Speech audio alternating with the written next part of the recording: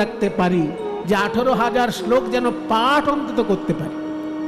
তা আপনাদের আশীর্বাদে আমি সংকল্প নিয়ে 3 বছর পুরো 18,000 শ্লোক পাঠ করতে পেরেছি। এটা আপনাদের মতন সাধুগুরু বৈষ্ণবের কৃপা ছাড়া সম্ভব না। এক একদিন 8 থেকে 9 ঘন্টা সময় লেগেছে এক একদিন 2,500 শ্লোক পাঠ করার নিয়ম। যেখানে 7 দিন ধরে ভাগবত পাঠ হয় তাকে বলা হয় ভাগবত সপ্তাহ। সেই ভাগবত সপ্তাহ আমার নিজের বাড়িতে আমি 3 বছর পর পর করেছি। আমি নিজে পাঠ করেছি 18,000 শ্লোক 3 বছর পর পর। তবে কি একজন পণ্ডিতকে ডেকে এনে পাঠ করতে বলেছি, কারণ যদি কোনো ত্রুটি বিচ্যুতি আমার মুখ থেকে বেরিয়ে যায় তাহলে তো অকল্যাণ হতে পারে। সেই জন্য পণ্ডিতের মতন পাঠ করেছেন, কিন্তু আমিও তার সঙ্গে শ্রীমদ্ ভাগবতী পুরোটা 1 সপ্তাহ ধরে প্রতিদিন 2,500 শ্লোক। শ্রীমদ্ ভগবত গীতায় মাত্র 700টি শ্লোক আছে, তাই লোকে পড়তে গিয়ে কত রকমের অজুহাত দেখায়, আমার সময় নেই, আমি বুঝতে পারি না, আমার উচ্চারণ হয় না। আরে বাবা, তোমার অত ঝামেলার কি আছে? বুঝতে পারো না, বুঝবে পরে, আগে একবার পুরোটা পড়ে নাও। তোমার উচ্চারণ হয় না, ভগবান কি বলেছে যে এই উচ্চারণ ঠিক করে করতে না পারলে আমি নরকে এসে তাকে গরম তেলে ভাজা করব? বলেছে কি? তোমার যদি ভুল উচ্চারণ হয়েই যায় তাতে কি এমন হবে? ভগবান তো কোথাও বলেনি যে গীতা পড়তে গিয়ে যদি কারো ভুল উচ্চারণ হয় নরকে গিয়ে গরম তেলে তাকে ভাজা হবে। জীবনে কোথাও দেখিনি। কাজে যখন পাপের সম্ভাবনা নেই তুমি কেন করবে না? উচ্চারণ নাই হোক, বুঝতে নাই পারো, শুধু ভগবানের বাণী মনে করে অন্তত জীবনে একবার, বছরে একবার হলে আরো ভালো, আর রোজ একবার হলে তো কথাই নেই, কিন্তু বছরে অন্তত একবার হলেও শ্রীমদ্ ভগবত গীতার 700টি শ্লোক প্রত্যেকটি মানুষের পড়া দরকার। মাত্র 700 শ্লোক সেখানে। আর শ্রীমদ্ ভাগবত মহাপুরাণে 18,000 শ্লোক পড়তে 1 সপ্তাহ লাগে, প্রতিদিন 2,500 শ্লোক পড়তে হয়।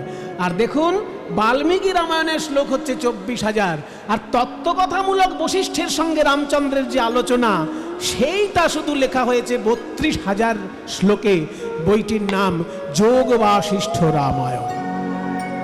কাজে হে ভগবান, তুমি সত্যযুগে হংসরূপে জ্ঞান দিয়েছ, তুমি আবার ত্রেতা যুগে কপিল মুনি রূপে মায়ের কাছে জ্ঞান বিতরণ করেছো। তাহলে সত্যযুগে তুমি হংস, ত্রেতা যুগে তুমি কপিল মুনি রূপে জ্ঞান দিয়েছ, আবার দাপর যুগে তুমি অর্জুনকে লক্ষ্য করে কুরুক্ষেত্রের মাঠে দাঁড়িয়ে জ্ঞান বিতরণ করেছো। কাজে তোমার মুখ থেকে যে তত্ত্ব কথাটা বেরোবে সেটা সাধারণ লোকের মুখ থেকে পাবো না। তুমি দয়া করে আমাকে বলো কোন উপায়ে হরিনাম করলে ওই গোলকের প্রেম লাভ হয়। মানুষের প্রেম লাভ হওয়াটা কঠিন, কিন্তু অসম্ভব নয়। কারোর ভাগ্য ভালো থাকলে সে মানুষের প্রেম পেতে পারে। কি বাবা, মা স্নেহ করতে পারে, আবার ভাগ্য খারাপ হলে মা কোনো সন্তানের প্রতি কঠোর হতে পারে। বাবা স্নেহ করতে পারে, কিন্তু ভাগ্য খারাপ থাকলে কোনো বাবা সন্তানের প্রতি কঠোর হতে পারে। স্বামী ভালোবাসতে পারে, কিন্তু ভাগ্য খারাপ থাকলে স্বামী অত্যাচার করতে পারে। স্ত্রী ভালোবাসতে পারে, কিন্তু ভাগ্য খারাপ থাকলে স্ত্রীও প্রেমহীনা হতে পারে। কাজেই ভালোবাসা মানুষের মধ্যে পাওয়া সম্ভব যদি ভাগ্য ভালো থাকে এবং যদি নিজের দায়িত্ববোধটা ঠিক ঠিক থাকে, তাহলে ভালোবাসাটা মানুষের মধ্যে পাওয়া সম্ভব। কিন্তু হাজার চেষ্টা করে গোলকের প্রেম চেষ্টা করে কেরামতি করে পাওয়া সম্ভব নয়। গৌর সুন্দর, তুমি স্বয়ং ভগবান, তুমি হলে রাধা কৃষ্ণের মিলিত তনু, তুমি দয়া করে বলো কোন উপায়ে হরিনাম করলে ওই গোলকের প্রেম হৃদয়ে আসবে। সেই সময় চৈতন্য মহাপ্রভু এই শ্লোকটি বলেছিলেন। দেখুন, বাংলায় কৃষ্ণদাস কবিরাজ বলছেন, যে প্রকারে নাম লইলে প্রেমের উদয় হয় তাহার লক্ষণ শ্লোক শুনো স্বরূপ রাম রায়। তাই না? এবার পরিষ্কার হলো, যে প্রকারে নাম লইলে মানে যে উপায়ে হরিনাম করলে পরে প্রেমের উদয় হয়। এখানে প্রেম বলতে জাগতিক প্রেমের কথা বলা হচ্ছে না। জাগতিক প্রেম খুবই মূল্যবান, কারণ প্রেমহীন একটা মানুষের জীবন মানে যান্ত্রিক জীবন, প্রেমহীন একটা মানুষের জীবন মানে ভয়ঙ্কর কষ্টকর জীবন। কাজেই মানুষের মধ্যে বাস করে যদি মানুষের ভালোবাসা লাভ করেন, এ আপনার বহু ভাগ্যের ব্যাপার। কিন্তু তার থেকে আরো সৌভাগ্যের ব্যাপার যদি এই মনুষ্য জীবনে কেউ গোলকের প্রেম লাভ করে। সেই গোলকের প্রেম লাভ করতে গেলে ভগবানের নামটা ঠিক ঠিক করে করতে হবে। কোন উপায়ে নাম করলে গোলকের প্রেম পাওয়া যাবে সেইটাই মহাপ্রভু বলেছেন এই শ্লোকে।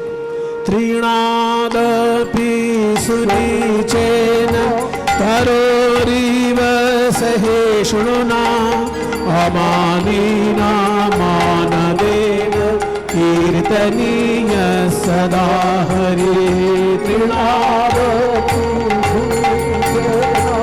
তরোরিব সহিষ্ণুনা অমানিনা মানদেব কীর্তনীয় সদা হরি। হরি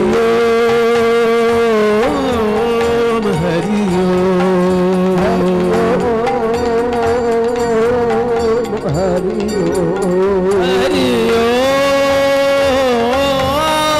ওম হরি ওম হরি ওম হরি ওম হরি ওম হরি ওম হরি ওম হরি ওম। স্বরূপ দামোদর আমাদের জন্য আমাদের মুখের দিকে তাকিয়ে আমাদের উন্নতির কথা চিন্তা করে আমাদের দিব্য সুখের কথা চিন্তা করে মহাপ্রভুকে প্রার্থনা করেছেন, বলো প্রভু কোন উপায়ে হরিনাম করলে এই মনুষ্য জন্মে ঈশ্বরের প্রেম পাওয়া যায়। তখন মহাপ্রভু বললেন চারটি উপায়। চারটি উপায় অবলম্বন করে কেউ যদি হরিনাম গাইতে পারে, হরিনাম শুনতে পারে, হরিনাম জপ করতে পারে, তাহলে সে দিব্য প্রেম পাবে পাবে পাবে। সেই চারটি উপায় কি কি? প্রথম উপায় বললেন তৃণাদপি সুনিচেন, ঘাসের থেকেও বেশি করে নিচু হতে হবে। ঘাস তো নিচু আছেই, তুমি তার থেকেও নিচু হবে। বলে এই রে, প্রথমেই তো একটা ঝামেলার কথা, আত্মসম্মানে বড় ঘা লাগছে। আমি মানুষ, পৃথিবীর মধ্যে ভগবানের সব থেকে শ্রেষ্ঠ জীব আমি, মাথা উঁচু করে আমাকে দাঁড়িয়ে জীবনে এগিয়ে যেতে হবে। আমি কেন ঘাসের থেকে নিচে নামবো? এইটাই আমার প্রথম আপত্তির জায়গা। মানুষ তো উন্নতি চায়, অধঃপতন চায় কি? মানুষ মাধ্যমিক থেকে উচ্চ মাধ্যমিকে পাশ করে, উচ্চ মাধ্যমিক থেকে বিএ বা বিএসসি পাশ করে, তারপর এমএ বা এমএসসি পাশ করে, তারপর পিএইচডি। উন্নতি, ঊর্ধ্বগতি চায়। আর মহাপ্রভু বলছেন অধঃপাতে যাও, ঘাসের থেকে নিচে নেমে যাও। এই আমি কোন দুঃখে ঘাসের থেকে নিচে নামবো? বলছে দুঃখে নয়, শিক্ষা লাভ করার জন্য ঘাসের থেকে নিচে নাম। শিক্ষা লাভ করবো বিদ্যালয়ে, ঘাসের কাছে? হ্যাঁ, ঘাস তোমার বড় শিক্ষক। কেন জানো? বিদ্যালয়ের শিক্ষক তোমাকে শিক্ষা দেবেন, মাসের শেষে মাইনে নেবেন, কিন্তু ঘাস তোমাকে শিক্ষা দেওয়া সত্ত্বেও মাইনে নেবে না। ঘাস কি এমন শিক্ষা দিচ্ছে মশাই যা বিদ্যালয়ের শিক্ষক দিতে পারবে না? শোনো, কি শিক্ষা দিচ্ছে তুমি জীবন দর্শন দিয়ে উপলব্ধি করো। ঘাসকে যদি কেউ বাড়িয়ে দিয়ে চলে যায়, ঘাস কি তাকে গালাগালি দেয়? বরং ঘাস তার দুটো উপকার করে। কি? সেই লোকটার পায়ে যাতে কাঁকর না ফোটে, তাই কাঁকর আর চরণ এই দুটোর মাঝখানে একটা মধ্যস্থতা করে সে গদির কাজ করে। আপনি ঘাসের উপর যখন পা রাখলেন, ঘাসের নিচে যে কাঁকরটা আছে ওটা আপনার পায়ে ফুটলো না, তার মানে আপনাকে রক্ষা করলো ঘাস। প্রথম উপকার। দ্বিতীয় উপকার, আপনি জীবনে ঘাসে জল দেননি, আপনি ধানে জল দেন, আপনি ধানে সার দেন, কিন্তু ঘাসে আপনি কখনো জল দেননি, ঘাসে কখনো সার দেননি, কিন্তু তবু ঘাস আপনাকে অক্সিজেন দিচ্ছে। ঘাসের সাধ্যমতো দিচ্ছে। ঘাস ছোট একটা, যেহেতু ছোট্ট একটা গাছ, সে তার মতন দিচ্ছে। সে যতটুকু অক্সিজেন দিতে, সে তো গোটাটাই পাতা, ওই জন্য তার গোটা গায়ে অক্সিজেন। আম গাছে যেমন শুধু পাতাগুলোই অক্সিজেন, ডালপালায় অতটা অক্সিজেন নেই, কিন্তু ঘাস তো পুরো পাতাটাই তো তার পুরো গাছ। সেই জন্য ঘাস তার পূর্ণ সাধ্য দিয়ে, পুরো জীবনটা দিয়ে আপনাকে অক্সিজেন দিচ্ছে, আবার আপনার পায়ের তলায় যাতে কাঁকর ফুটে না যায় সেই জন্য গদির কাজ করছে। কিন্তু আপনি ঘাসের কোনো উপকার করেন না, ঘাসকে পাড়ি দিয়ে চলে যান। এইটাই ঘাসের কাছ থেকে শিক্ষা, যে কেউ তোমার উপকার করুক না করুক, তুমি আপন মনে সকলকে উপকার করে এগিয়ে যাবে। এই এত বড় শিক্ষা কিন্তু বিদ্যালয়ে পাওয়া যাবে না, বিদ্যালয়ে পাওয়া যাবে না এই শিক্ষা, এটা ঘাসের কাছে গিয়েই শিখতে হবে। তাই ঘাস যেহেতু তোমার শিক্ষক, তুমি ঘাসকে উঁচু স্থান দেবে আর নিজে ঘাসের থেকে নিচে নামবে, কারণ শিক্ষককে সবসময় উঁচুতে স্থান দিতে হয়। তাই চৈতন্যদেব বলছেন ঘাসের কাছে শিক্ষা নাও, ঘাসের থেকে নিচে নামো। নিচে নামলে দুটো জিনিস পাবে, ঘাসের কাছে শিক্ষা পাবে, আর ওই ঘাসের নিচে আছে ভক্ত পদধূলি, সেই ভক্ত পদধূলি পাবে। তাই মহাপ্রভু প্রথম কথা বললেন যে আগে নিচু হতে শেখো ঘাসের থেকেও, তবে তুমি দিব্য প্রেম পাবে। এটা প্রথম শর্ত। দ্বিতীয় উপায় কি বলছে? 4টে উপায় করে হরিনাম গাইলে তবে প্রেম পাবে। প্রথম উপায় হলো ঘাসের থেকে নিচু হও। দ্বিতীয় উপায় কি বলল? তৃণাদপি সুনীচেন, তারপর বলছে তররিব সহিষ্ণুনা। তর ইব, একটু ব্যাকরণটা বুঝে নিন। তরু মানে গাছ, আর তর মানে গাছের। তরু মানে গাছ, আর তর মানে গাছের। ইব মানে মতন, তর ইব মানে গাছের মতন। এবার তর বিসর্গ যুক্ত ইব, এই দুটো মিলে গিয়ে রয় হস্যি হয়ে গেছে, তররিব। তররিব মানে গাছের মতো, গাছের মতো সহ্য ক্ষমতা অর্জন করতে হবে। মহাপ্রভু বলছেন ঘাসের থেকে নিচু হয়ে ঘাসের মতো বিনা কারণে লোককে উপকার করার শিক্ষা নিতে হবে, আর গাছের মতো সহ্য ক্ষমতা অর্জন করতে হবে। গাছের সহ্য ক্ষমতা কেমন? এই যে বর্ষা আসলেই আমরা মাথায় ছাতা ধরি, শীত আসলেই আমরা গায়ে কাঁথা নিই, কিন্তু বর্ষা আসলে গাছ কি ছাতা ধরে? শীত আসলে গাছ কি গায়ে কাঁথা দেয়? তাহলে ছাতা আর কাঁথা এটা ছাড়া আমরা চলতে পারি না।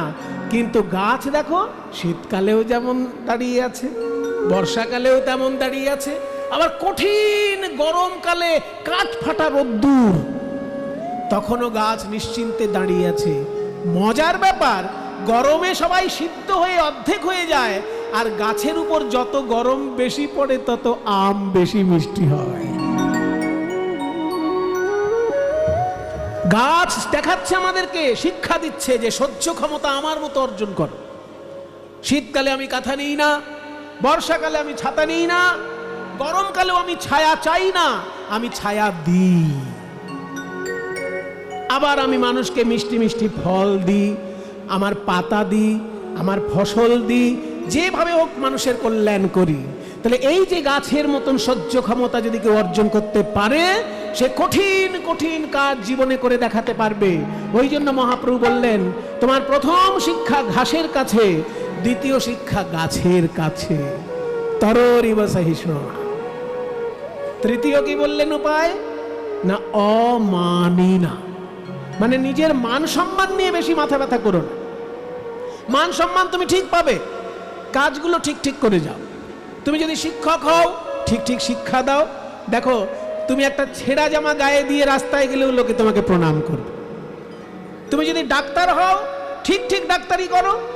দেখো তুমি মরে যাওয়ার পরেও লোকে বলবে অমুক ডাক্তারবাবু ভগবান ছিল গো, কত লোকের প্রাণ বাঁচিয়ে দিয়ে গেছে।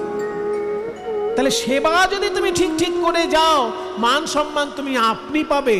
মান সম্মান নিয়ে মাথা ব্যথা করো না, এটা মহাপ্রভুর তৃতীয় শিক্ষা। চতুর্থ উপায় কি বললেন? না মান দেন। নিজের মান সম্মান নিয়ে ভেবো না, শুধু কাজ ঠিক করো। মান সম্মান তোমার জন্য রাখা আছে, মরে যাবার পরেও পাবে সম্মান। প্রত্যেকটি বিদ্যালয়ে 25শে বৈশাখ রবীন্দ্রনাথ ঠাকুরের জন্মদিন পালন করা হয়। রবীন্দ্রনাথ ঠাকুর কি বেঁচে আছেন? কিন্তু তাকে সম্মান জানানোর জন্য 25শে বৈশাখ প্রতিটি বাঙালির হৃদয়ের একটা ভাবনার দিন। ঠিক তেমনি চৈতন্য মহাপ্রভুর জন্মদিন দোল পূর্ণিমা। দোল পূর্ণিমার দিন যখন আমরা রং খেলি, আগে চৈতন্য মহাপ্রভুকে স্মরণ করে প্রণাম জানাই। কেন? তিনি আমাদের এমন কিছু দিয়ে গেছেন যে লক্ষবার প্রণাম করলেও তার প্রতি কৃতজ্ঞতা আমাদের শোধ হবে না। তাই মান সম্মান নিয়ে মাথা ব্যথা না করে কাজ ঠিক করে গেলেই মান সম্মান আপনি আসবে। আর চতুর্থ নিয়ম বললেন, অপরকে সম্মান দিতে ভুলো না। কেউ যদি তোমার থেকে জাতে ছোট হয়, মনে করো তুমি ব্রাহ্মণ আর তোমার সামনে যে লোকটি রয়েছেন তিনি শূদ্র, তুমি কিন্তু তাকে অসম্মান করবে না। মনে করো তুমি পণ্ডিত, তোমার সামনে যিনি রয়েছেন তিনি হচ্ছেন মূর্খ, তুমি কিন্তু তাকে অসম্মান করবে না।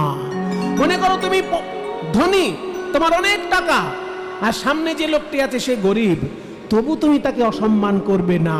কেন? না, যে ঈশ্বর তোমার মধ্যে আছেন সেই ঈশ্বরই ওই মানুষটির মধ্যে আছে। ওই জন্য কি সুন্দর বললো না চরিতামৃতে, যে বৈষ্ণব উত্তম হইয়া হবে নিরভিমান, জীবে সম্মান দিবে জানি কৃষ্ণ অধিষ্ঠান। প্রত্যেকটি জীবের মধ্যে আমার কৃষ্ণ আছেন। কাজে আমি যদি পণ্ডিত হই, আমার সামনের জীবটি যদি মূর্খ হয়, তবু আমি তাকে প্রণাম করব, কারণ ওনার মধ্যেও সেই কৃষ্ণ যে কৃষ্ণ আমার মধ্যে আছে। আমি যদি উঁচু জাতের হই, সামনের লোকটি নিচু জাতের হয়, আমি তাকে প্রণাম করব, কারণ যে কৃষ্ণ আমার মধ্যে আছেন সেই কৃষ্ণ ওনার মধ্যে আছে। আমি যদি ধনী হই, সামনের লোকটি যদি গরিব হয়, তাকেও আমি প্রণাম করব, কারণ যিনি আমার মধ্যে আছেন সেই কৃষ্ণই ওনার মধ্যে আছে।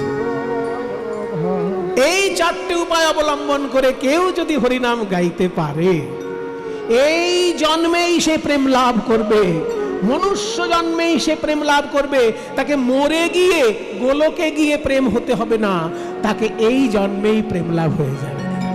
তাই রবীন্দ্রনাথ বলেছেন না, দেখুন এই শ্লোকটার সঙ্গে রবীন্দ্রনাথের একটা গানের কি অপূর্ব মিল।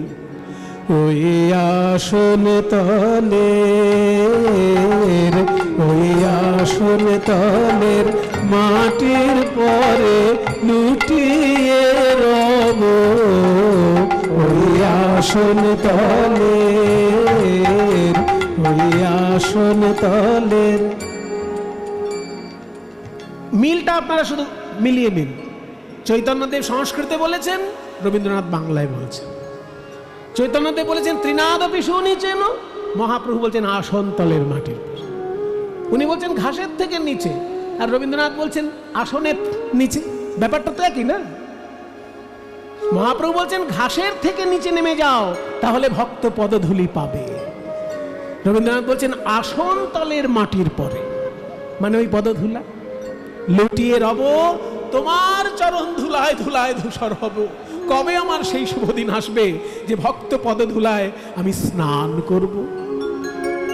মান সম্মান, একটু আগে মহাপ্রভু বলেছেন যে বেশি মান সম্মান নিয়ে ভেবো না, তাহলে বড় হতে পারবে না। অপরকে সম্মান করতে ভুলো না, তাহলেই বড় হবে।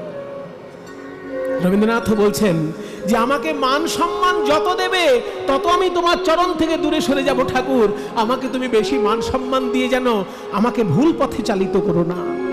কেন আমায় মান দিয়ে আর দূরে রাখো? কথাগুলো শুধু শুনুন। কেন আমায় মান দিয়ে আর দূরে রাখো? মানে যে যত বেশি মান সম্মান পাবে সে তত ভগবানের চরণ থেকে দূরে যাবে না, সে তো প্রণাম করতে ভুলে যাবে। যে বেশি মান সম্মান পাবে সে প্রণাম করতে ভুলে যাবে না। তাই রবীন্দ্রনাথ বলছেন মান সম্মান দাও, কিন্তু এমন বেশি দিও না যে তোমার চরণ থেকে আমি দূরে সরে গেলাম। কেন আমায় মান দিয়ে আর দূরে রাখো, চিরজনম ওহে চিরজনম এমন করে ভুলিও না কো। আমাকে যেন সারা জীবন ভুলিয়ে রেখো না মান সম্মান দিয়ে। মান সম্মান দিয়ে আমায় ভুলিয়ে রেখো না। ভক্তের পদধূলা যেন আমি মাখতে পারি, তোমার চরণ তলে যেন আমি প্রণাম করতে পারি। হ্যাঁ, মাঝে মাঝে অসম্মান দিও, তাহলে আমি তোমাকে বেশি করে প্রণাম করতে পারবো। দেখবেন অসম্মান হলে আমরা করি না ঠাকুরকে প্রণাম, ঠাকুর কেন আমার অসম্মান হলো, কেন আমার অসম্মান হলো, বারবার প্রণাম করি। কাজে অসম্মান যদি কখনো কখনো দাও, তাহলে আমারই লাভ, তোমার চরণে আমি বেশি করে প্রণাম করতে পারবো।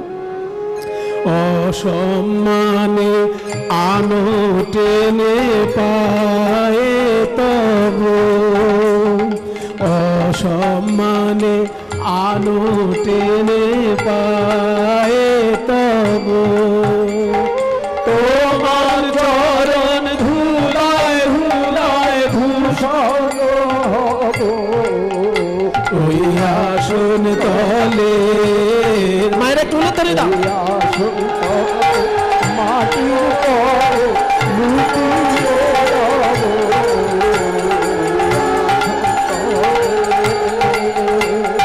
তোমার চরণ ধুলায় ধুলায় ভূষণ হব,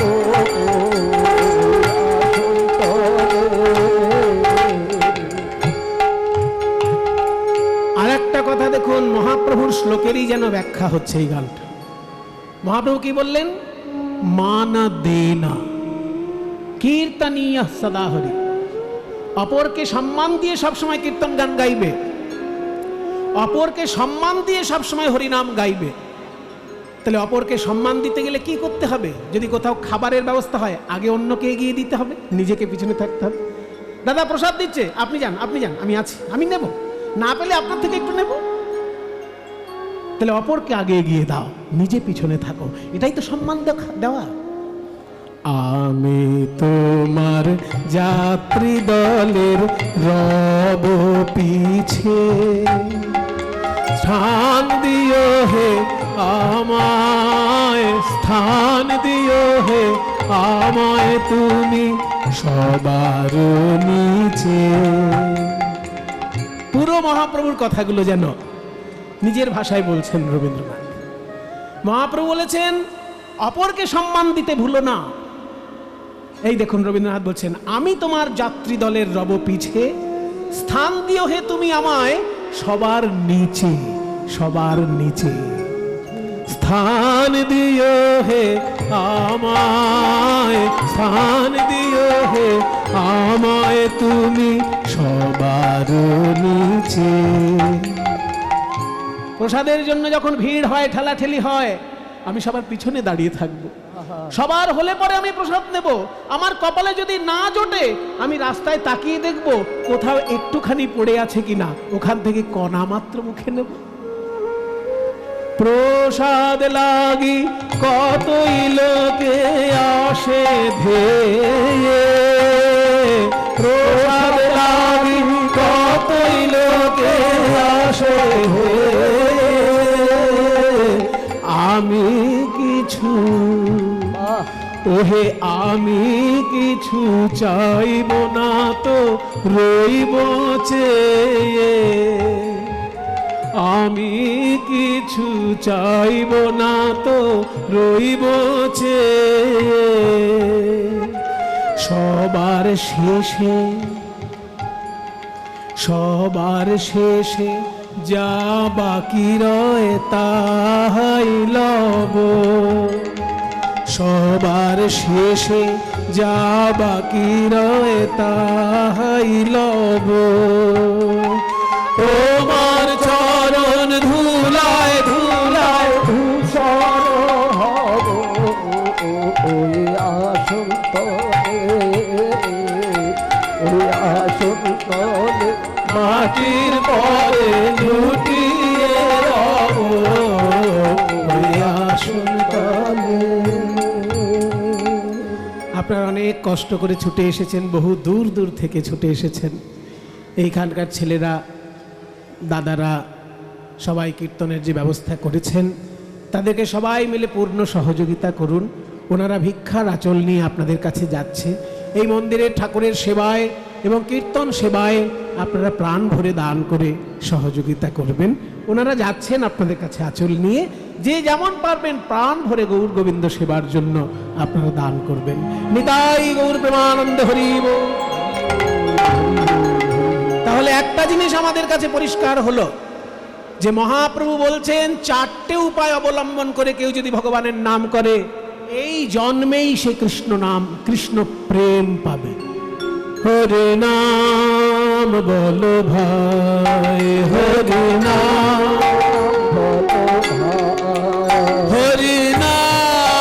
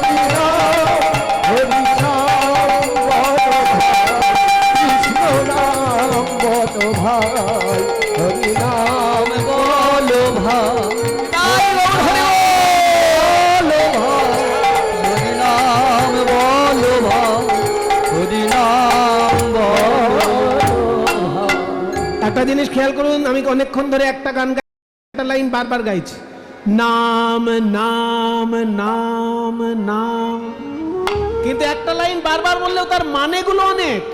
বলি আগে তো নাম, আগে তো নাম, আগে তো নাম, আগে তো নাম, ওরে নাম নাম, তুই নাম নাম, আগে তো নাম, আগে তো নাম, নাম নাম নাম নাম, আগে তো নাম, আগে তো নাম, আগে ওরে তো বলবি মধুর হরি নাম, নাম নাম, আগে তো নাম, ও তুই পরে বলবি মধুর হরি নাম, আগে তো নাম, আগে তো নাম। জয় নিতাই। এত সুন্দর একটি শ্রীমদ্ ভগবত গীতা দান করলেন। মূল শ্লোকের সম্পূর্ণ ভাবার্থ সম্বলিত লেখা আছে। শ্রীমদ্ ভগবত গীতা ভারতবাসীর একটা বিরাট বড় সম্পদ এবং অহংকার করার মতো সম্পদ। আজকে আমি দুটো কথা আপনাদেরকে বলবো, যেটা আমি আগে কখনো বলিনি। ভগবানের কৃপায় শাস্ত্র চর্চা করতে করতে অনেক নিত্য নতুন জিনিস আবিষ্কার হয়। তো একটা জিনিস আবিষ্কার হয়েছে এই গীতা সম্পর্কে আমার। আমি এর আগে বলেছি অবশ্য যে শ্রীমদ্ ভগবত গীতায় মোট শ্লোক কয়টি, এই কিছুক্ষণ আগেই বলেছি 700টি শ্লোক, কিন্তু অরিজিনাল গীতায় 700টির বেশি শ্লোক আছে। সেই অরিজিনাল গীতাটা আমরা হাতে সবসময় পাই না। এটার কারণ হচ্ছে আমাদের গবেষণার মানসিকতাটা নেই। তো বিদেশিদের আর বিধর্মীদের অত্যাচারে অত্যাচারে আমরা এতটাই জর্জরিত হয়ে আছি যে আমাদের শাস্ত্র নিয়ে আমরা ভালো করে গবেষণা করার মতন মনটা তৈরি করতে পারি। শ্রীমদ্ ভগবত গীতায় মোট শ্লোকের সংখ্যা হওয়া উচিত 745, কিন্তু যে সংস্করণ আমরা সবাই পাঠ করি সেটা যে ভুল তা বলবো না, কিন্তু এইটুকু বলা যায় সেটা অসম্পূর্ণ। ভুল নয়, কিন্তু অসম্পূর্ণ। যেখানে যে গীতা আপনারা পাঠ করছেন দেখবেন 700টা শ্লোকের বেশি হচ্ছে না, কিন্তু দিল্লি থেকে একজন বিজ্ঞানী গবেষক ওই 745টি গীতার শ্লোক সমেত অরিজিনাল গীতা প্রকাশ করেছে। সেই বিজ্ঞানীকে আমি প্রণাম জানাই, এবং আমাদের আনন্দের কথা যে তিনি বাঙালি। তিনি দক্ষিণ ভারতে যে ভাবা রিসার্চ সেন্টার আছে না, সায়েন্সের একটা বিরাট বড় গবেষণা কেন্দ্র, ওই ভাবা রিসার্চ সেন্টারের তিনি সায়েন্টিস্ট। কিন্তু তিনি বিজ্ঞান চর্চার সঙ্গে সঙ্গে শাস্ত্র চর্চাও করেছেন। এই রকম ভাগ্যবান মানুষ আমাদের দেশে সংখ্যায় খুবই কম, কিন্তু উনি দেখেছেন যে গীতায় যে কটা শ্লোক থাকা উচিত সেগুলো তো নেই।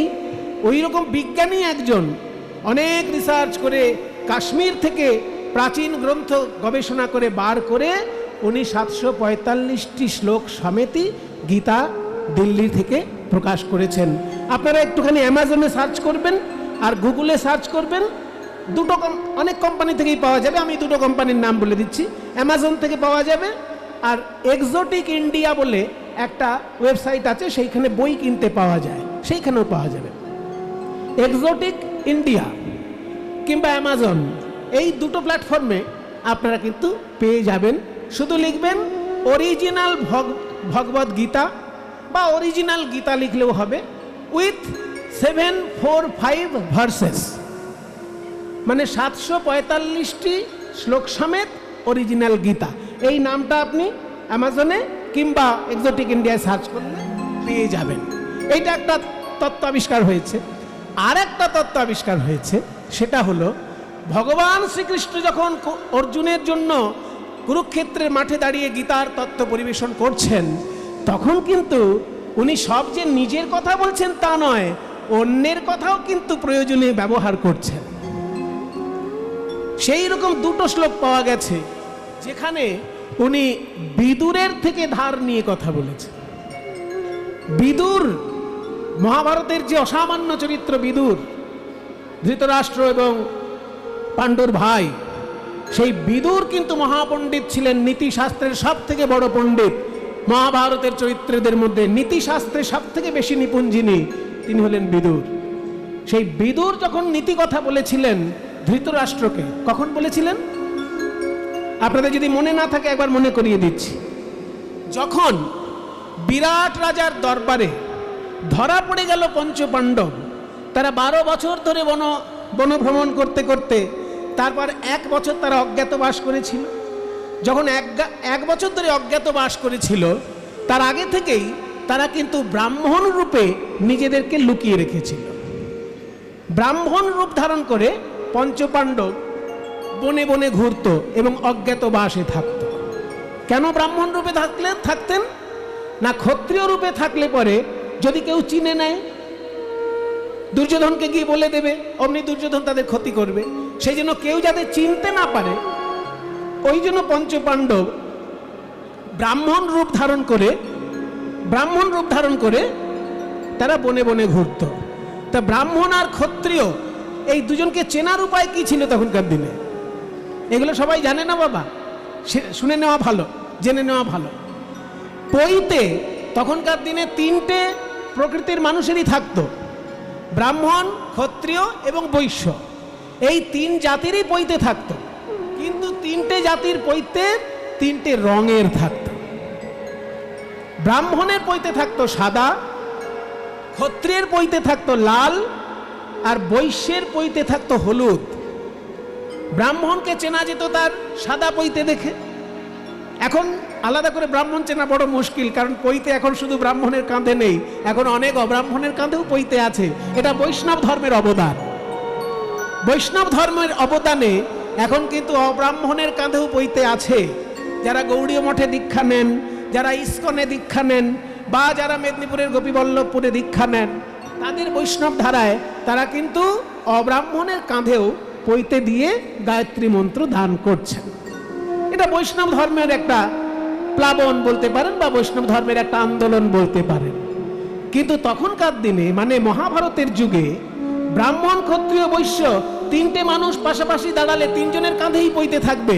রং দেখে চেনা যেত। সাদা পৈতে হতো ব্রাহ্মণের, লাল পৈতে হতো ক্ষত্রিয়ের, আর হলুদ পৈতে হতো বৈশ্যের। সেই জন্য যখন বনে গিয়েছিল পঞ্চপাণ্ডব, তখন তাদের পৈতে ছিল লাল রঙের।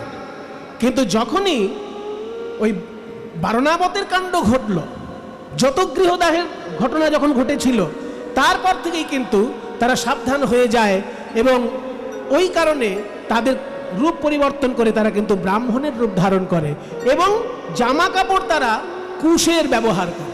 কুশের বস্ত্র, কম্বলের বস্ত্র তারা গায়ে দিয়েছিল। সেই জন্য যখন তারা 12 বছর বনবাস করার পর, 1 বছর অজ্ঞাতবাস করার পর, ওই অভিমন্যুর সঙ্গে উত্তরার বিবাহ যখন হয়, অভিমন্যু আর উত্তরার বিবাহ প্রসঙ্গে সকলে আস্তে আস্তে নিজেদেরকে পরিচয় দিতে থাকেন, তখন তাদেরকে চেনা যায়।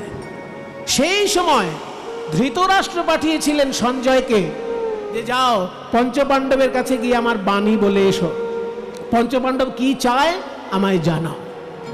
তখন শ্রীকৃষ্ণ এসে পঞ্চপাণ্ডবদেরকে পরামর্শ দিয়েছিলেন যে যুদ্ধ করার দরকার নেই, তোমরা বলো অর্ধেক রাজত্ব আমাদের দিয়ে দিক, কিংবা অর্ধেক রাজত্ব যদি আমাদের না দেয় 5 ভাইয়ের জন্য 5টা গ্রাম দিয়ে দিক, তাতেই আমরা সন্তুষ্ট থাকব।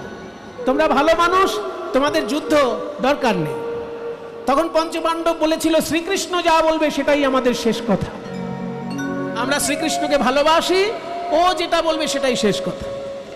তাই 5টি গ্রাম কিংবা অর্ধেক রাজ্য, এই কথা বলে যখন পাঠালো যুধিষ্ঠির, সেই সময় ধৃতরাষ্ট্র করলো কি জানেন? দুর্যোধনের সঙ্গে আলোচনা করে জানিয়ে দিল 5টা গ্রামও দেওয়া যাবে না, অর্ধেক রাজত্বও দেওয়া যাবে না, বরং তোমরা যেন যুদ্ধ করো না এইটা কথা লিখে দাও। পঞ্চপাণ্ডব তখন বললো যে ওইটা আমরা লিখে দিতে পারি, কারণ আমরা যুদ্ধ করতে চাই না, কিন্তু যদি কেউ গায়ে পড়ে আমার সঙ্গে যুদ্ধ করে আমি করব না।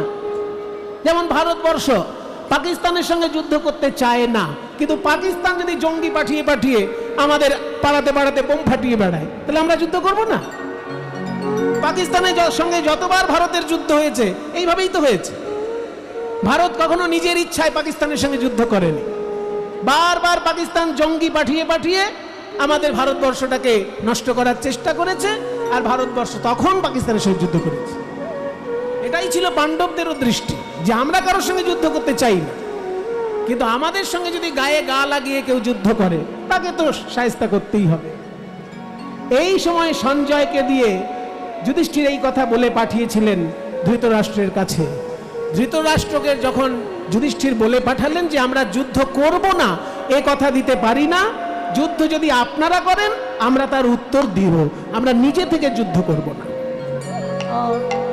সেই সময় সঞ্জয় এসে ধৃতরাষ্ট্রকে যা তা কথা শুনিয়েছিলেন, বলেছিলেন যে আপনি আমাদের মধ্যে একজন গুরুজন, কিন্তু আপনি পাণ্ডবদেরকে নিজের ছেলে বলে মনে করেন না, শুধু দুর্যোধন আর ওই 100 ভাইকেই শুধু আপনি ছেলে বলে মনে করেন। আপনার মতন দুর্ব্যবহার ওই পাণ্ডবের কাছে আমি কখনো পাইনি। আপনাকে যা বলার কাল সকালে বলবো, এখন কিছু বলবো না।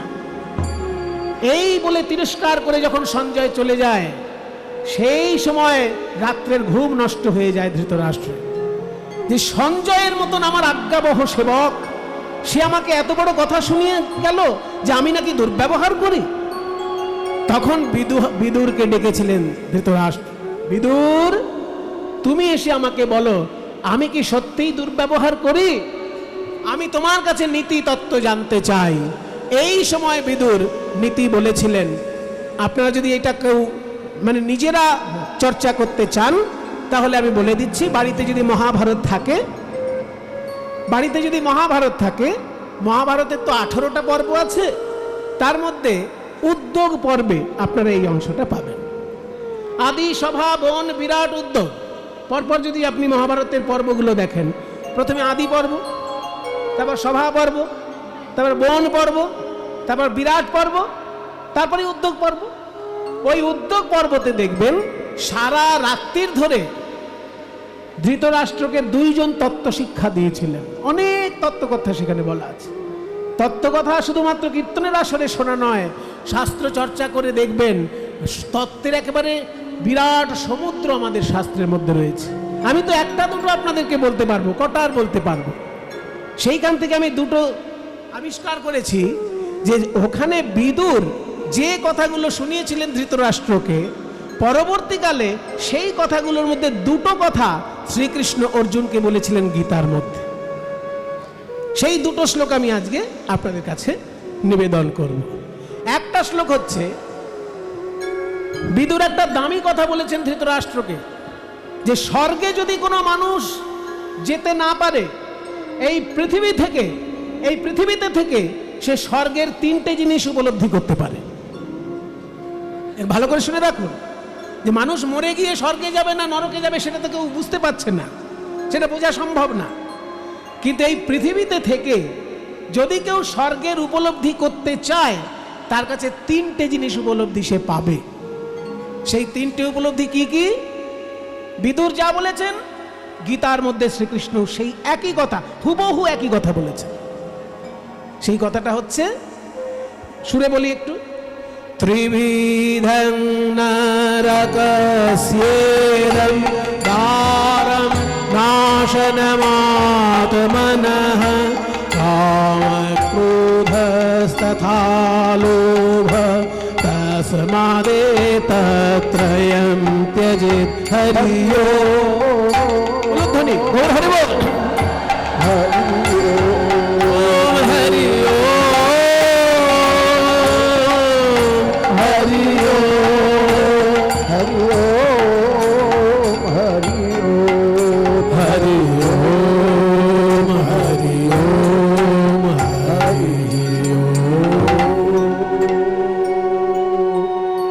স্বর্গে যেখানে পাপ পুণ্যের বিচার হওয়ার পর মানুষ আজীবন সুখ লাভের জন্য যায়, সেই স্বর্গের 2টো জিনিস এখানে পাবে, আর নরকের 3টে জিনিস এখানে পাবে। বিদুর বলছে নরকের 3টে জিনিস আগে বলেনি, তারপর স্বর্গেরটা বলছি। নরকের 3টে জিনিস কি পাবে না, নরক কুণ্ডের 4 দিকে 4টে দরজা আছে। একটা দরজার দর্শন এখান থেকে সম্ভব নয়, কিন্তু তিনটে দরজা এখান থেকে উপলব্ধি করা যাবে। সেই তিনটে নরকের দরজা কি কি গীতায় বলেছেন শ্রীকৃষ্ণ ভীষ্ম পর্বে, আর উদ্যোগ পর্বে বিদুর বলছেন ধৃতরাষ্ট্রের কাছে যে ত্রিবিধং নরকস্যেদম দ্বারম, নরকের তিনটি দরজা এই পৃথিবীতেই আছে, যে কোনো একটা দরজায় ঢুকে পড়লে নরকে পৌঁছে যাবে মানুষ। সেই তিনটে দরজা কি কি সকলের জানা, তবুও ভগবানের বাণী হিসেবে শোনা, কাম, ক্রোধ এবং লোভ। দেখুন এবার মিলিয়ে জীবনের সঙ্গে, যে লোক অত্যন্ত কামুক সে নরকে যাবে কি না? কারণ যে অত্যন্ত কামুক তার ধর্মাধর্ম হিতাহিত জ্ঞান থাকে না, তার হিতাহিত জ্ঞান থাকে না, ধর্মাধর্ম জ্ঞান থাকে না, কাজে নরকে সে যেতে বাধ্য। ওই জন্য অত্যন্ত কামুক যে, তাকে নরকে যেতে হবে, এটা প্রথম দরজা। দ্বিতীয়, অত্যন্ত রাগী যে, সবসময় কুকুরের মতো রেগেই আছে, ঘেউ ঘেউ করতেই আছে, কারণে হোক অকারণে হোক সবসময় রেগে আছে, এই ধরনের লোক যদি থাকে তাকেও নরকে যেতে হবে।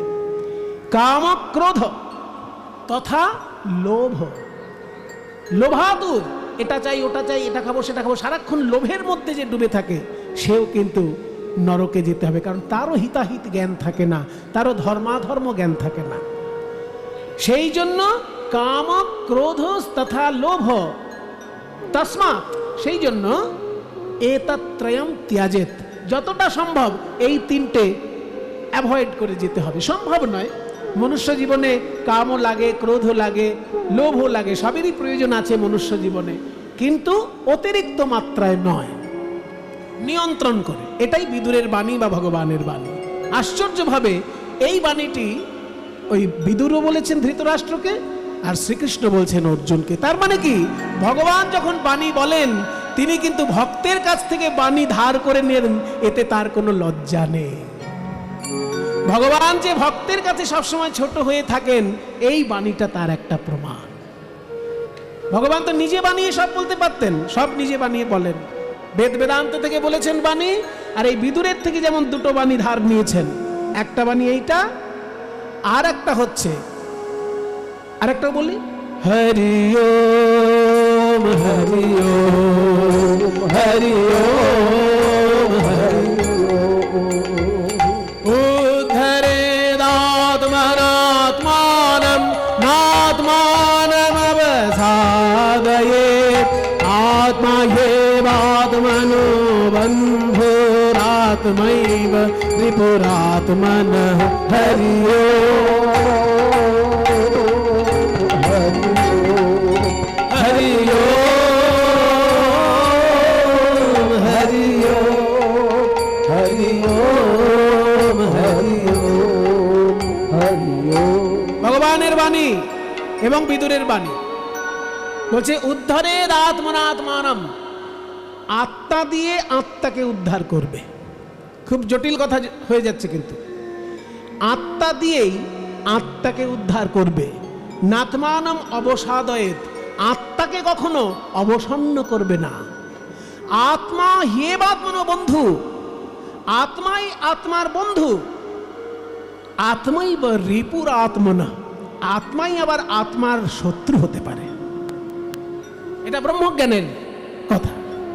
সমস্ত কিছুর মধ্যে যেহেতু আত্মা আছে, আমার শরীরটার মধ্যেও আত্মা আছে, আমার মনের মধ্যেও আত্মা আছে, আমার শত্রুর মধ্যেও আত্মা আছে, আমার মিত্রের মধ্যেও আত্মা আছে, সকলের মধ্যে যেহেতু আত্মা বিরাজ করছে, তাই দেখবেন কোনো কোনো মানুষ আপনাকে অধঃপতনে পাঠাতে পারে, আবার কোনো কোনো মানুষের সান্নিধ্য আপনাকে গোলকে পৌঁছে দিতে পারে।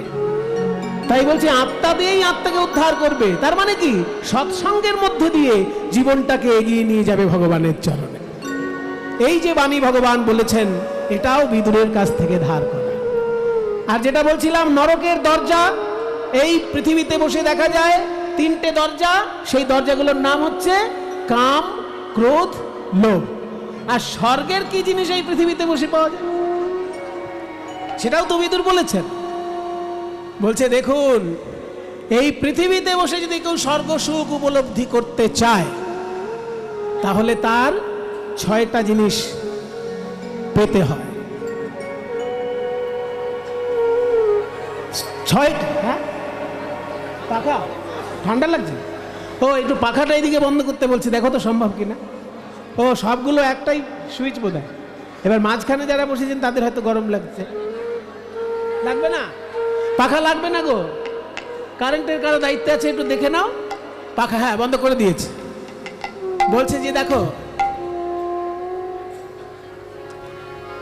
বলছে যে 6টি জিনিস যদি কেউ সংসারে বসে পায় তাহলে এখানেই সে স্বর্গ সুখ পাচ্ছে। সেগুলো কি? সেগুলো হচ্ছে বিদ্যা অর্থাগম নিত্যম, বিদ্যার্থগম নিত্যম চ নিত্যম, ভার্যা চ প্রিয়া প্রিয়বাদিনী চ, পুত্রস্য বশ্যোর্থকরী চ বিদ্যা, ষড়েতে ভুব স্বর্গ সুখানি রাজন। বলছে অর্থাগম নিত্যমরোগিতা চ, 6টি জিনিস আপনার বাড়িতে যদি থাকে আপনি স্বর্গে বাস করছেন, আপনাকে মরে স্বর্গে যেতে হবে না, জেনে নিন বিদুরের মুখ থেকে। অর্থাগম, নিয়মিত যদি টাকা পয়সা কারোর বাড়িতে আসে। মহাভারত হচ্ছে অত্যন্ত বাস্তব একটি শাস্ত্র, অবাস্তব কল্পনাময় দু একটা ঘটনা আছে, কিন্তু ম্যাক্সিমাম জিনিসটাই মহাভারতে বাস্তব থেকে নেওয়া। কারোর বাড়িতে যদি নিত্য অর্থ আগমন হয় তার বাড়িটা স্বর্গের মতন আনন্দে থাকে। কি কৃষ্ণদা, এই আজকে এটা খেতে পাচ্ছি না, কালকে ওটা খেতে পাচ্ছি না, সারাক্ষণ এই অভাব বোধে কি ভালো লাগে? নিত্য যদি অর্থাগম থাকে কারোর বাড়িতে তাহলে সে স্বর্গ সুখ পাচ্ছে। অর্থাগম নিত্যম, এটা একটা। অরোগিতা চ, রোগ ব্যাধি যদি বাড়িতে না থাকে, দেখুন একদম অক্ষরে অক্ষরে মিলে যাবে। অর্থ যদি নিয়মিত আসে কারোর বাড়িতে, রোগ ব্যাধি যদি বাড়িতে না থাকে, এবং কারোর প্রিয়া যদি সুন্দরী থাকে, এবং কারোর স্ত্রী যদি মিষ্টভাষিনী হয়, ঝগড়াটে বউ হলে হবে না। ঝগড়ুটে বউ যদি থাকে তাহলে আপনার জীবন গেল। মিষ্টিভাষী গিন্নি যদি বাড়িতে থাকে তাহলে একদম স্বর্গ সুখে আপনি বাস করছেন। হ্যাঁ, প্রিয়া চ ভারিয়া প্রিয়বাদিনী চ, যেসব মায়েরা এখানে আছেন ঝগড়াটি, কেউ তো আর বলবে না আমি ঝগড়াটি।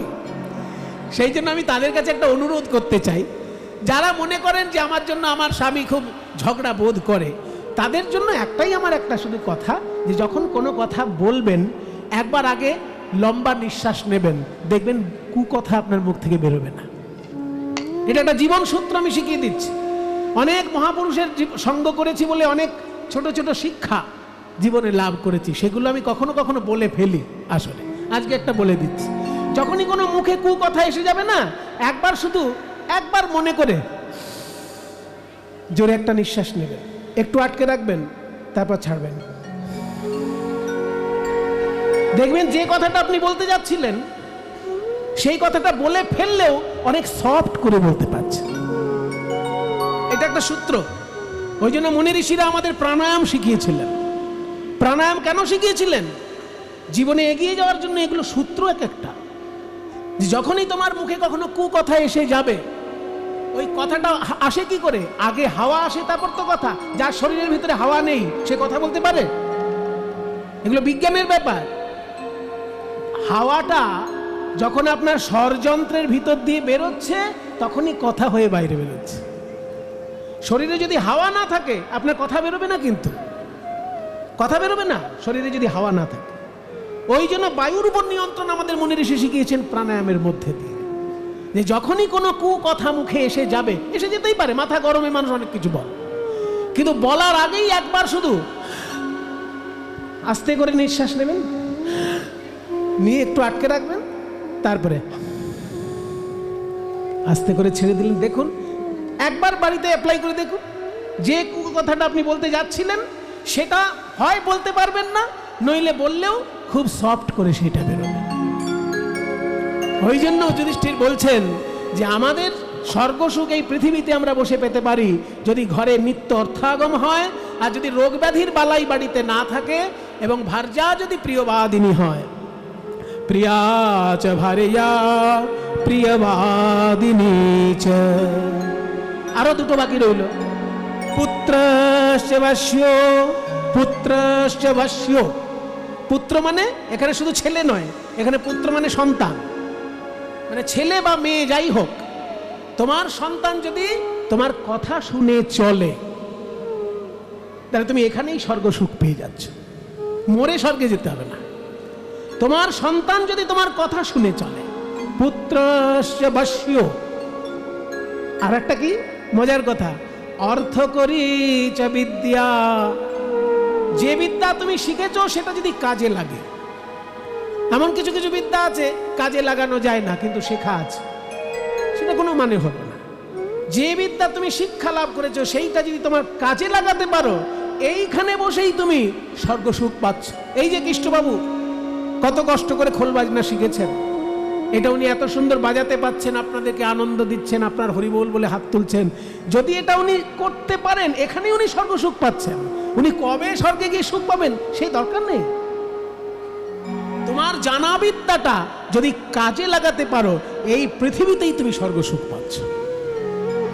এগুলো একদম বাস্তব জ্ঞান বিদুরের মুখ থেকে বেরিয়েছে ধৃতরাষ্ট্রের কাছে। প্রিয়া চ ভার্যা প্রিয়বাদিনী চ পুত্রশ্চ বস্য অর্থ করি চ বিদ্যা ষড়ানি তে স্বর্গ সুখানি রাজন। হে মহারাজ, এই ছয়টি পৃথিবীতে বাস করে স্বর্গের সুখ উপলব্ধি করছে মানুষ। বলেছেন যে যদি কেউ জীবনে উন্নতি চায়, ছটা জিনিস তাকে ত্যাগ করতে হবে। এই শ্লোকটা আবার বিদুরের কাছ থেকে ধার নিয়েছিলেন চাণক্য। চাণক্য বিদুরের কাছ থেকে এইটা নিয়ে তার গ্রন্থের মধ্যে লিখে দিয়েছে।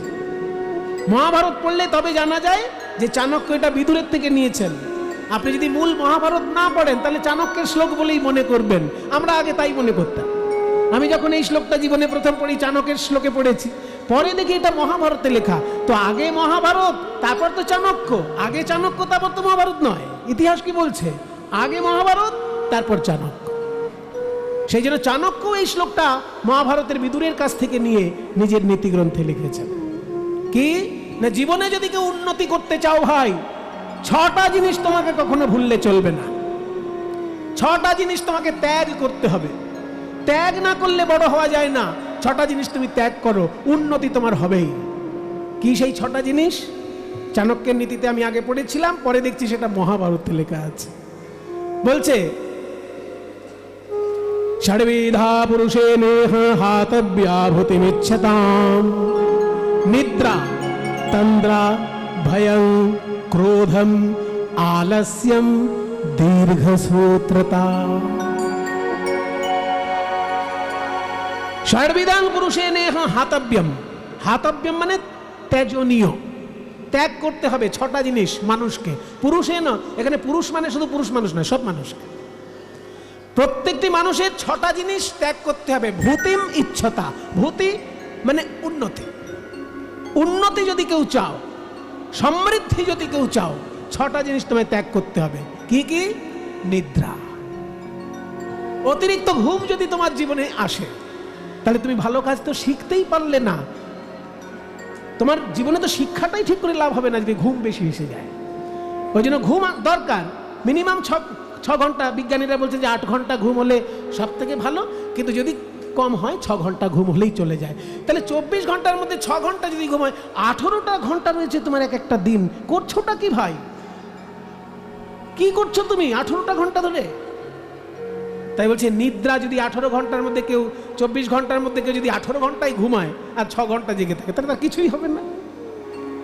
ওই জন্য বলছে নিদ্রা ত্যাগ করতে হবে, তন্দ্রা ত্যাগ করতে হবে। নিদ্রা তন্দ্রা ভয়ং ক্রোধম, ভয় পেলে চলবে না।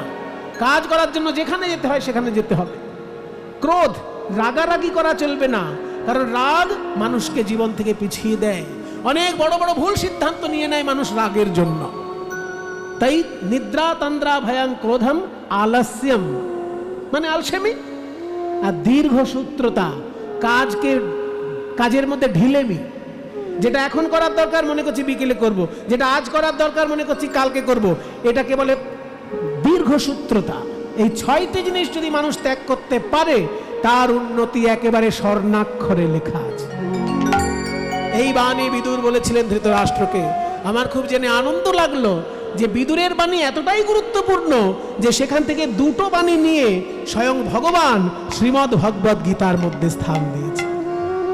তাহলে এই যে একটু আগে বললাম হরিনাম করবে কেন, আগে নাম, অহংকারের মঞ্চ থেকে নাম, অহংকারের মঞ্চ থেকে নাম, তবে গাইবি হরিনাম। আজকে মহাপ্রভু ভাবে আবিষ্ট হয়ে কি করছেন, মুখ দিয়ে বাঁশির সুর বাজাচ্ছেন, মুরলী শব্দ করি মুরলী শব্দ অতি ভাব রে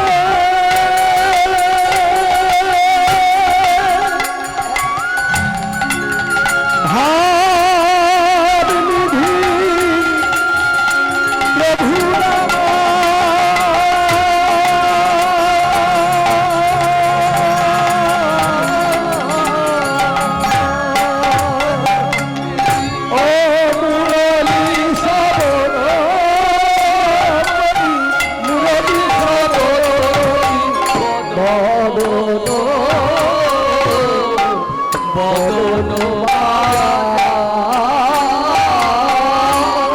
মহাপ্রভুর মুখে বাঁশি শুনে সবাই অবাক হলো বটে, কিন্তু সব থেকে বেশি অবাক কে হলো জানো, যে মহাপ্রভুর 48 বছরই সঙ্গে ছিল, ছোটবেলা থেকে মহাপ্রভুর শেষ দিন পর্যন্ত যে সঙ্গে ছিল তার নাম গদাধর। সেই গদাধর এসে বলছে, প্রভু তুমি এত সুন্দর বাঁশি বাজাচ্ছ কি করে? মুরলীর ধ্বনি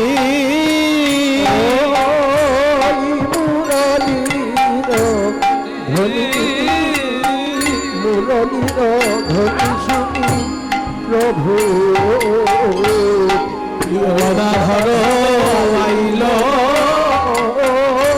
এবারে মুরলী শিখিব বলি, মুরলী শিখিব বলি, মুরলী শিখিব বলি, বামে বামে দাঁড়াইল। গদাধর মহাপ্রভুকে বলে, ওরে গৌর সুন্দর, ওহে গৌর সুন্দর, তোমার মুখে কঠিন কঠিন সংস্কৃত শ্লোক শুনেছি, তোমার মুখে মধুর মধুর কীর্তনের সুর শুনেছি, কিন্তু এমন বাঁশির সুর কখনো শুনি নাই।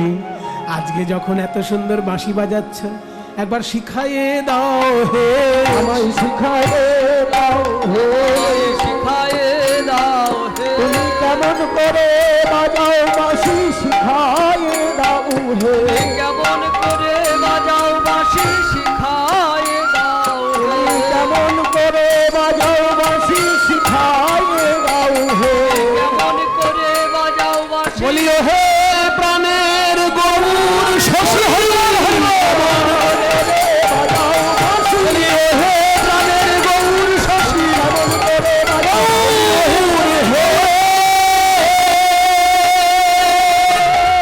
প্রাণ গৌর হে, গৌর হে, গৌর হে, রাজ গৌর হে, গৌর হে, গৌর হে, গৌর হে, ও গৌর হে, গৌর হে, গৌর হে, গৌর হে, গৌর হে, গৌর হে, গৌর হে, আমায় শিখায়ে দাও হে, কেমন করে বাজাও বাঁশি শিখাইয়ে দাও।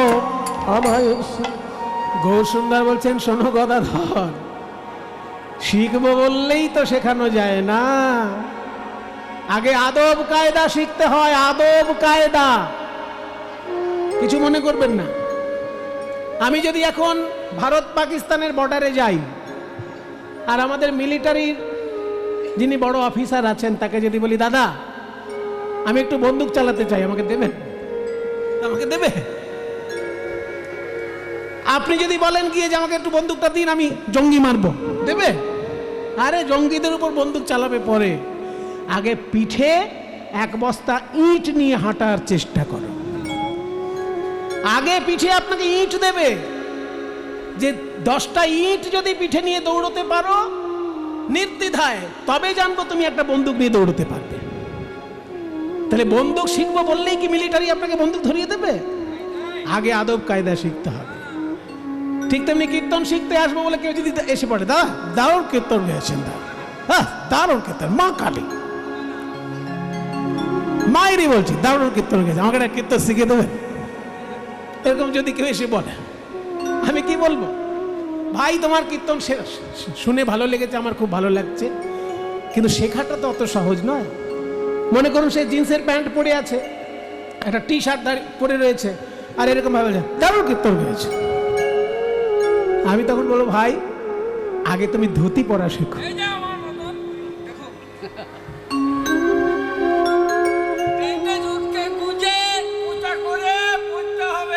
এই বাঁদিকে ওই ক্যামেরায় দেখা যাচ্ছে, ধুতি কিভাবে পড়তে হয় সেইটা তুমি আগে শেখো। তা নাহলে কীর্তন গাইতে গিয়ে তোমার যদি ধুতির দিকে বারবার খেয়াল করতে হয়, তোমার কীর্তনে মন হবে? কীর্তনে মন লাগবে যদি কাছা খুলে গেল কিনা, কাছা খুলে গেল কিনা এইটা বারবার চিন্তা হয়। সেই জন্য আগে ভাই ধুতি পরা শেখো, তারপর কীর্তন শিখ। তেমনি গদাধর, তুমি আমার বাঁশি শুনে ভালো লেগেছে, শিখতে চাইছো, খুব ভালো কথা, কিন্তু আমি তো বাঁশি নিয়ে বাঁশি বাজাচ্ছি না, মুখ দিয়ে বাঁশি বাজাচ্ছি। মহাপ্রভু মুখ দিয়ে বাঁশি বাজাচ্ছেন, মানে মুখ দিয়ে বাঁশির সুর করছেন। কোন সুর? ওই যে বিখ্যাত সুর বাংলার ঘরে ঘরে গায় সবাই, ভজ শ্রীকৃষ্ণ কহ শ্রীকৃষ্ণ লহ শ্রীকৃষ্ণের নাম রে, ভজ শ্রীকৃষ্ণ কহ শ্রীকৃষ্ণ লহ শ্রীকৃষ্ণের নাম রে। সবাই মিলে একটু আমার সঙ্গে গাইবেন, ভজ শ্রীকৃষ্ণ কহ শ্রীকৃষ্ণ লহ শ্রীকৃষ্ণের নাম রে, ভজ শ্রীকৃষ্ণ কহ শ্রীকৃষ্ণ লহ শ্রীকৃষ্ণের নাম রে। যে জন শ্রীকৃষ্ণ ভজে সে হয় আমার প্রাণ রে, শ্রীকৃষ্ণ ভজে সে হয় আমার প্রাণ রে। দিন গেলে হা শ্রীকৃষ্ণ যে বাজে একবার রে, দিন গেলে হা শ্রীকৃষ্ণ যে বাজে একবার রে। সে জন আমার হয়, আমি হই তার রে, সে আমার হয়, আমি হই তার রে। নিমাই তুমি এত মধুর কৃষ্ণ নাম গাইছো, আমাদের মন যে একেবারে গলে গেল। নিমাই তোমার মুখে এত সুন্দর কৃষ্ণ নাম পেলাম বলেই কৃষ্ণ নামের মহিমা আমরা জানলাম। তাই কৃষ্ণ নাম গাইবার আগে আমরা তোমার নাম গাইবো, তারপর তো কৃষ্ণ নাম আমরা বলবো। ভজ গৌরাঙ্গ কহ গৌরাঙ্গ লহ গৌরাঙ্গের নাম রে, ভজ গৌরাঙ্গ কহ গৌরাঙ্গ লহ গৌরাঙ্গের নাম রে। যে জন গৌরাঙ্গ ভজে সে হয় আমার প্রাণ রে, যে জন গৌরাঙ্গ ভজে সে হয় আমার প্রাণ রে। যে জন গৌরাঙ্গ ভজে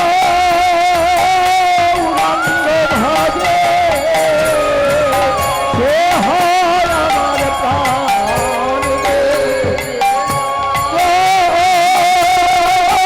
গৌরাঙ্গ ভজে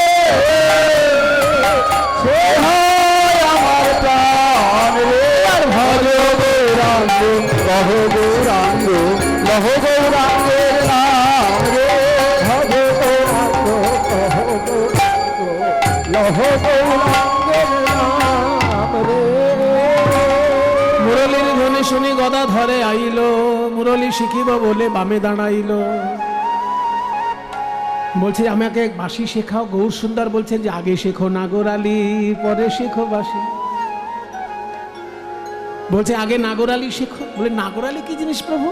নাগরালি মানে নাগরের ভাব। ঠাকুরালি মানে যেমন ঠাকুরের ভাব, তেমনি নাগরালি মানে নাগরের ভাব। শ্রীকৃষ্ণ যেমন বৃন্দাবনের নাগর ছিলেন, তিনি এমনভাবে বাঁকা হয়ে দাঁড়াতেন যে তার ওই বাঁশি বাজানো শোনা তো দূরের কথা, দেখলে পরেই মন ভুলে যেত গোপীদের। সেইভাবে দাঁড়াতে শেখো, আগে দাঁড়াতে শেখো, আগে দাঁড়াতে শেখো, ভঙ্গবঙ্কি মঠামে, ওই ত্রিভঙ্গবঙ্কি মঠামে দাঁড়াতে শেখো, ত্রিভঙ্গবঙ্কি মঠামে দাঁড়াতে শেখো, ত্রিভঙ্গবঙ্কি মঠামে দাঁড়াতে শেখো, ত্রিভঙ্গবঙ্কি মঠামে দাঁড়াতে শেখো।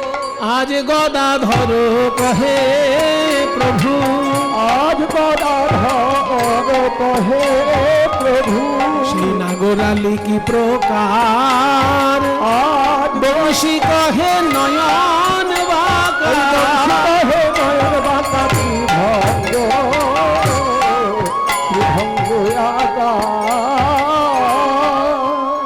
তাহলে মহাপ্রভু কিভাবে গদাধরকে বাঁশি শেখালো সেটা আমরা শুনলাম। চলুন আমরা মধুময় বৃন্দাবনে যাই, সেখানে দেখবো আমার গদাধরের পূর্বরূপ হচ্ছে রাধারানী। রাধারানী কেমন করে শ্রীকৃষ্ণের কাছে বাঁশি শিখলেন সেটা আজকে আমরা বৃন্দাবনে গিয়ে জানবো। চলুন একটা হিন্দি ভজন গাইতে গাইতে আমরা বৃন্দাবনে যাই। প্রভুজি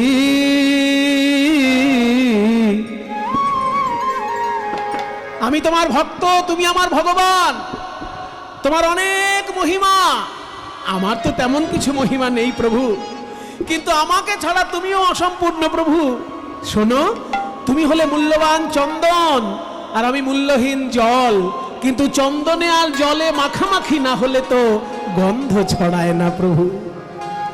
তাই তুমি চন্দন আর আমি জল, তুমি মূল্যবান আমি মূল্যহীন, কিন্তু তোমাতে আমাতে মিলন হলে তবেই ভক্তির গন্ধ ছড়িয়ে পড়বে। প্রভুজি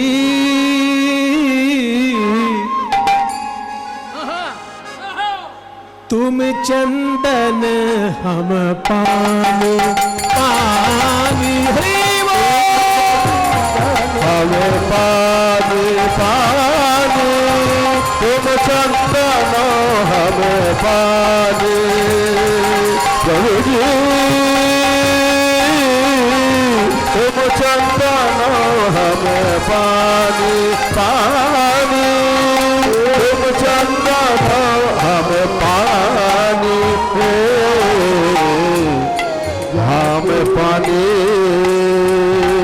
हम पानी, हम पानी, हम पानी, तुम चंदन हम पानी, तुम चंदन हम पानी, तुम चंदन हम पानी।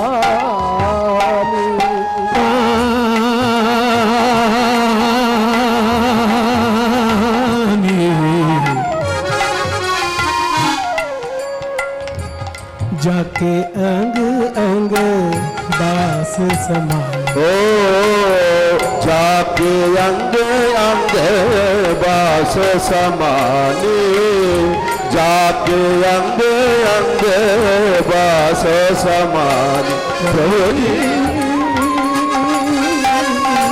तुम चंदन हम पानी पानी, तुम चंदन हम पानी, तुम चंदन हम पानी। प्रभु जी तुम घन बन हम मोरा मोरा मोरा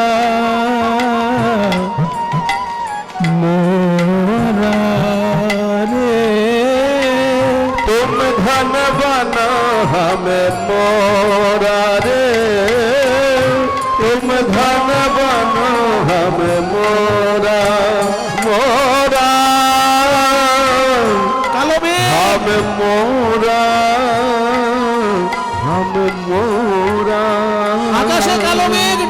যেমন ময়ূর পেখম তুলে নৃত্য করে, তুমি হলে আমার কালো মেঘ আর আমি হলাম ময়ূর।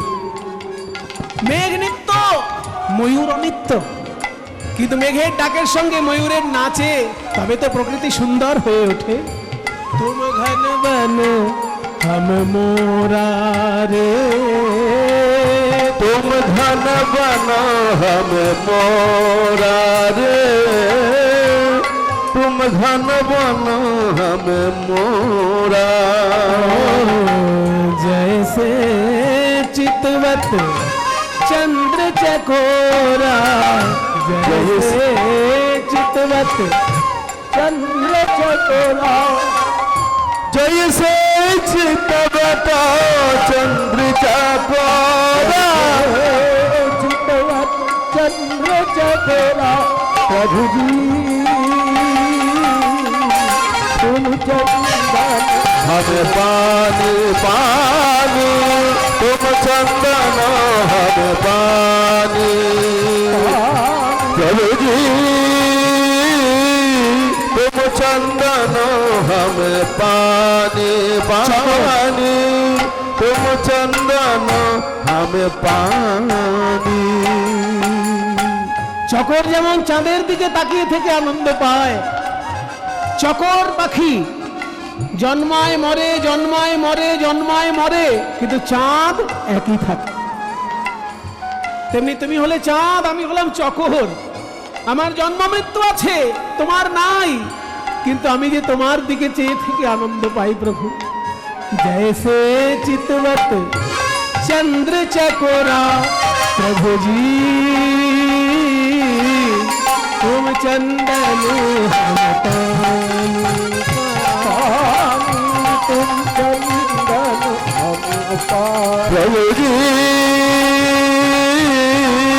तुम चंदन हम पानी पानी, तुम चंदन हम पानी। আরো উদাহরণ দিচ্ছে, প্রভু জি तुम मोती हम धागा, प्रभु जी धागा धागा धागा, तुम मोती हम धागा रे, तुम मोती हम धागा, हम धागा हम धागा। धागा माने কি? धागा ধাগা মানে হলো সুতো। তুম মতি, তুমি হলে মুক্ত, আমি হলাম সুতো। মুক্তর অনেক দাম, কিন্তু সুতো কম দাম। কিন্তু সুতোর সঙ্গে মুক্তর যদি মিলন না হয়, তাহলে মুক্তর মালা তো তৈরি হয় না প্রভু। তেমনি তুমি হলে মূল্যবান মুক্ত, আর আমি অল্প মূল্যের সুতো। তোমার সঙ্গে আমার মিলন হবে, তবে তো মালা হবে। तुम मोती हम धागा, और तुम मोती हम धागा रे, तुम मोती हम धागा। সোনার সোহাগা যেমন, সোনার অনেক দাম, সোহাগার কম দাম, কিন্তু সোহাগা মিললে তবে তো সোনাকে উজ্জ্বল দেখায়। जैसे सोने में मिलत सुहागा, ओ जैसे सोने में मिलत सुहागा, सोने में मिलत सुहागा। ओ जैसे सोने में मिलत सुहागा, तुम चंदन पानी, तुम चंदन हम पानी पानी, तुम चंदन हम पानी। এইবার বলছে, তুমি হলে প্রদীপ, আমি হলাম সলতে। প্রদীপের কেমন দাম বাবা? মাটির প্রদীপ যদি হয় 10 টাকায় পাবেন, রূপোর প্রদীপ যদি হয় অনেক দাম। আবার সোনার প্রদীপ যদি হয় অনেক বেশি দাম। তাহলে সোনার প্রদীপ হলে তার দাম অনেক, কিন্তু সলতে ওই মাটির প্রদীপেও যা দাম সোনার প্রদীপেও সেই দাম। তুমি হলে মূল্যবান প্রদীপ, আমি হলাম মূল্য কম মূল্যের সলতে, কিন্তু তোমাতে আমাতে মিলন না হলে তো আলো হবে না। प्रभु जी तुम दीपक हम बाती रे, तुम दीपक हम बाती रे, तुम दीपक हम बाती। ओ जाके जोत बरे दिन रात, और जाके जोते बढ़े दिन राती, तुम चंदन पानी, तुम चंदन हम पानी, पानी तुम चंदन हम पानी। হে ভক্তগণ, এই ভজনটির একটি মজা দেখুন। এতক্ষণ পর্যন্ত যা বলা হলো সব দৃষ্টান্ত, এইবার বলা হবে সিদ্ধান্ত। দৃষ্টান্ত হলো তুমি চন্দন আমি জল, তুমি সোনার প্রদীপ আর আমি সলতে। তুমি হলে মুক্ত, আমি হলাম সুতো। তুমি হলে চাঁদ, আমি চকর। এতগুলো সব দৃষ্টান্ত, এবার সিদ্ধান্ত। प्रभु जी तुम स्वामी हम दासारे, प्रभु जी तुम स्वामी हम दासारे, तुम स्वामी तुम